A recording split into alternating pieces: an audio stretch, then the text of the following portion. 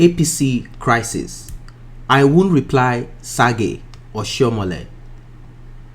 National Chairman of the ruling All Progressive Congress, Adams Oshiomhole, has said that he won't reply the chairman of the Presidential Advisory Committee Against Corruption, PACAC, Issa Sage, through the media over a series of allegations leveled against him about crisis in the party and Edo State.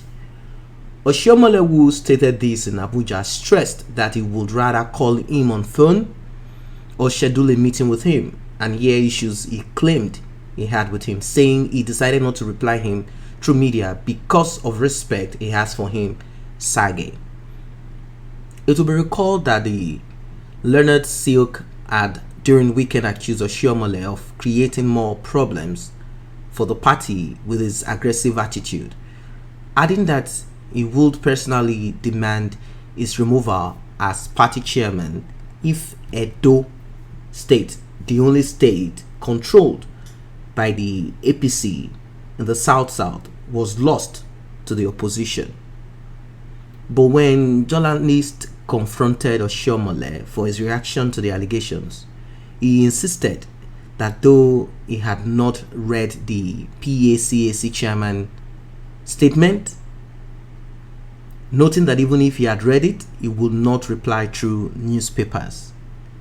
He said, "All I can tell you is that I have a lot of respect for Professor Issa Sage.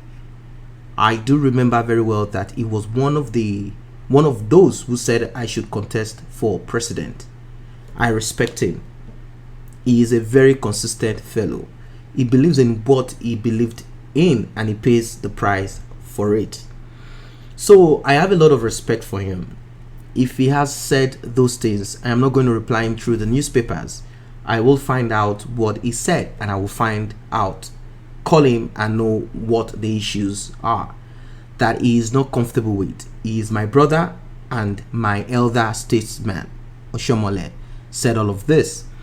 Meanwhile, reacting to what was described as frequent trips by President Muhammadu Buhari, the ruling party national chairman maintained that the president is yet to match one of his predecessors in visiting foreign lands.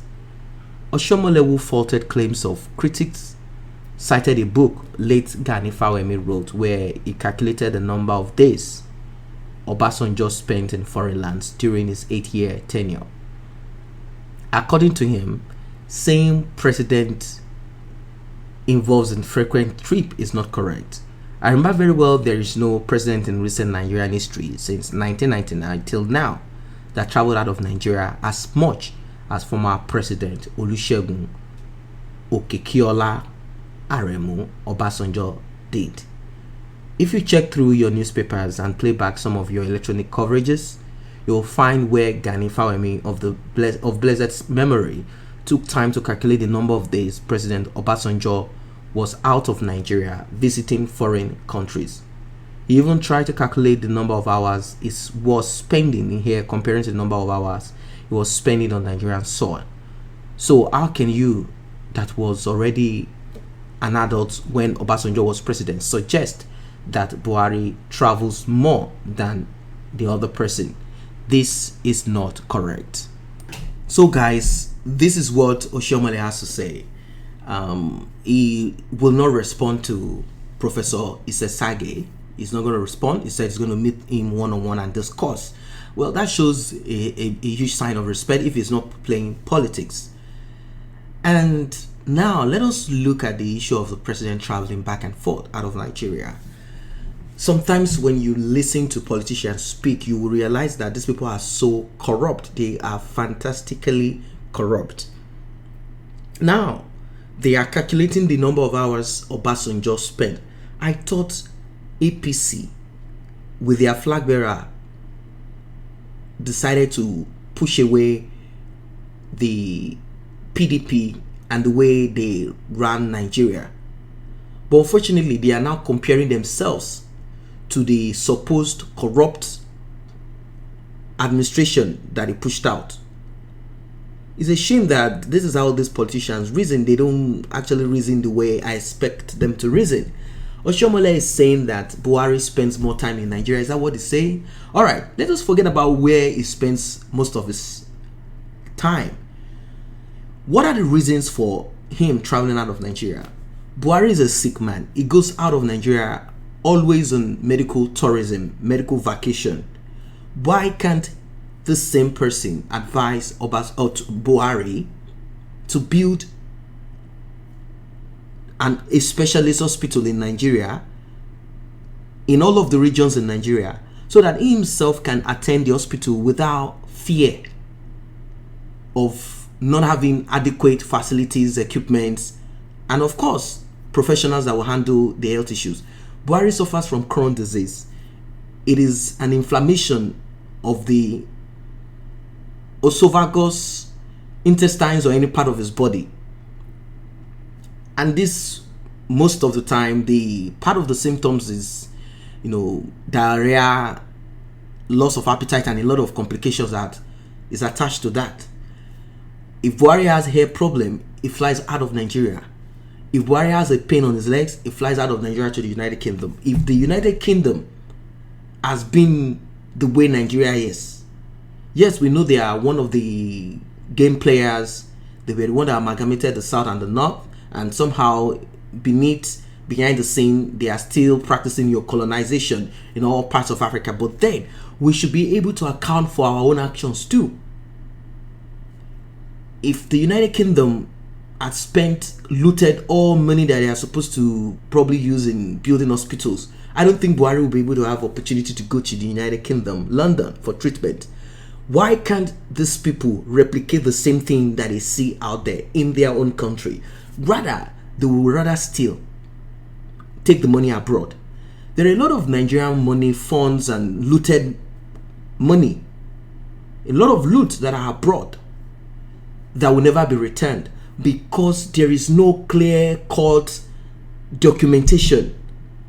So this money will not be returned. In fact, some of the money that were returned recently were some money that these people decided to return back, not actually the total amount of money that has been taken out of Nigeria abroad. It is a shame that these politicians, rather than them looking at the way progress will come into Nigeria, they will rather involve themselves in this cheap politics.